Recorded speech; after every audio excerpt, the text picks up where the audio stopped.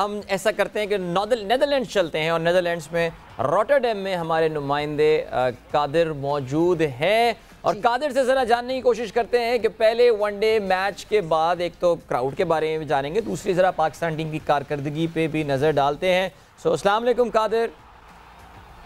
वालेकुम अस्सलाम अदील। कादिर पहले हम चेक करें, ये फिर देखें, हम यही चेक कर रहे थे कि ये अंदर है या बाहर है, ये फिर कमरे में वापस आ गया ये आदमी।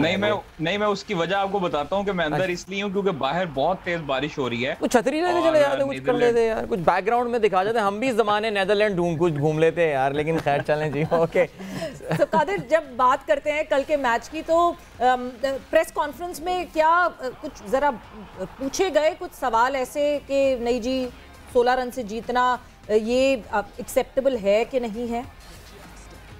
देखिए जो कल का मैच हुआ है सवेरा, वो ये है मेरा, हम लोगों ने जहाँ तक वॉच किया पूरे 100 ओवर्स जो हमने देखे हैं उसमें ये था कि पाकिस्तान थोड़ा सा रिलैक्स नजर आया था। पाकिस्तान शायद इस जो है वो अप्रोच से आया था कि ये नीदरलैंड जो है वो छोटी टीम है, लेकिन कोई भी टीम छोटी नहीं होती इंटरनेशनल लेवल पर। और जब खास तौर पर आप किसी के अवे जाते हैं, जब आप किसी के होम टाउन पे जाते हैं तो उसकी कंडीशंस को समझना, खास तौर पर तकरीबन 3 से 4 रोज लगते हैं कि पाकिस्तान के पास सिर्फ 2 रोज से ट्रेनिंग करने के लिए पाकिस्तान ने जितनी भी कंडीशंस को समझा।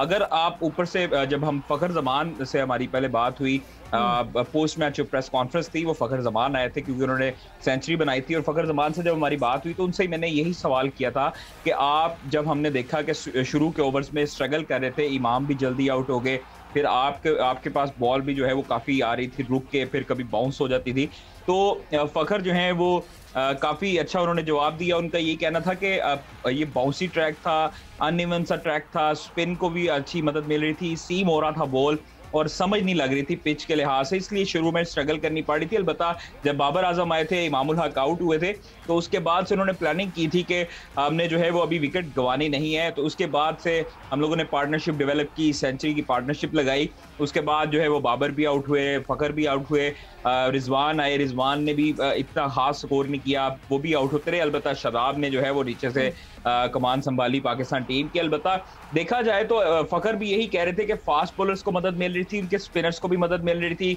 पिच जो है उसको समझने में मुश्किल हो रही थी, पिच कोई खास जो है वो क्लियर पिच नहीं होता जिस तरह आप किसी को कह सकते हैं कि बैटिंग ट्रैक था या बॉलिंग सपोर्टेड ट्रैक था। अलबत्ता वो कह रहे थे कि इसको समझने में थोड़ी मुश्किल आई है, शुरू के जो 25 से 30 ओवर से उसमें समझने में बहुत मुश्किल थी।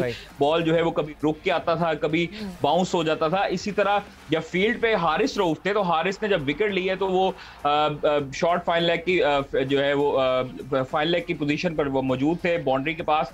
तो उस वक्त जो है उनसे मैंने सवाल किया, उनसे पूछा कि विकेट कैसा है, तो उनका यही कहना था कि कभी बॉल जो है वो बाउंस हो जाता है, कभी बॉल जो है वो रुक जाता है, उसी पोजीशन पे बॉल जो है वो नीचे आ जाता है, कभी बॉल ऊपर चले जाता है। तो इसकी जो एक इम्पोर्टेंट पॉइंट है वो इसी ट्रैक पे तो फिर नेदरलैंड्स ने भी जो है ना वो बैटिंग की, और पाकिस्तान के पास आप कह सकते हैं कि उससे ज़्यादा एक्सपोजर वाले बॉलर्स मौजूद हैं। हारिस रऊफ पूरी दुनिया में खेल कर आ रहे हैं, लेकिन आप देखें किस तरह उसी ट्रैक पे जो कि हमारे बैट्समैन को प्रॉब्लम हो रही थी, हारिस ने 67 रन दिए अगेंस्ट एन एसोसिएट साइड।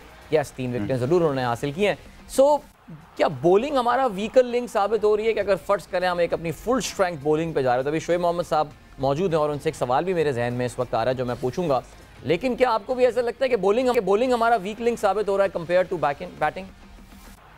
देखिए बॉलिंग तो वही है जो हमारे पिछले जो सीरीज थी उसके अगेंस्ट खेली। हमारा सिर्फ एक चेंज था, 2 चेंजेस हैं। हसन अली की जगह जो है वो आए और वसीम जूनियर है, उसके बाद अभी शाहीन शाह अफरीदी की जगह नसीम शाह आए। तो नसीम शाह ने कभी महसूस नहीं होने दी शाहीन शाह अफरीदी की, उन्होंने अर्ली ओवर में जिस तरह शाहीन विकेट लेते हैं उसी तरह नसीम ने विकेट ली है।